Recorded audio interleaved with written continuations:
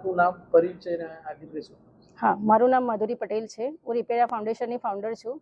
મારું વિઝન એક જ છે કે હું આ ચેરિટી કરવા પાછળ શિક્ષણ ક્ષેત્રે મહિલા સશક્તિકરણ કેન્દ્રો અને આરોગ્ય હબ ખોલવા જઈ રહી છું. અને જલ્દીથી હું 2 હોસ્પિટલ સાથે MOU કરીને બી એ લગતા ગરીબ લોકોને હું ત્યાં જરૂરિયાત પહોંચાડીશ. તે સિવાય શિક્ષણ ક્ષેત્રે હું સ્કોલરશિપ બી કાઢીશ. જે જરૂરિયાતમંદ છોકરાઓ હશે એમની ફીસ પણ ભરાશે અમારી તરફથી, ફાઉન્ડેશન તરફથી. એના સિવાય આ 50 લાખની ચેરિટી આ વર્ષ દરમિયાન છે, પણ એવું નથી કે ખાલી 50 લાખથી અહીંયા અંત છે. 50 લાખની શરૂઆત છે.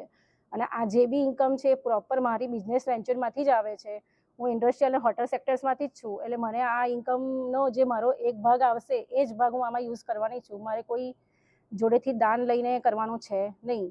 બીજી એક વસ્તુ છે કે હું જે સમૂહ લગ્ન કરવા જઈ રહી છું તે પહેલાં એક સમૂહ લગ્ન 12 માર્ચે દબંગ ગ્રુપમાં થઈ રહ્યો છે હરિઓમ નગરની બાજુમાં.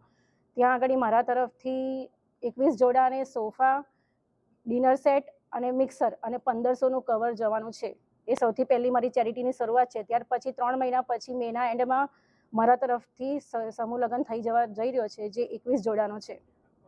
ઓકે, હા, પહેલાં પણ મેં ચેરિટી કરી હતી, પણ બીજા બધા NGO સાથે મિક્સ થઈને કરી હતી, બીજી બધી સંસ્થાઓમાં જઈને કરી હતી.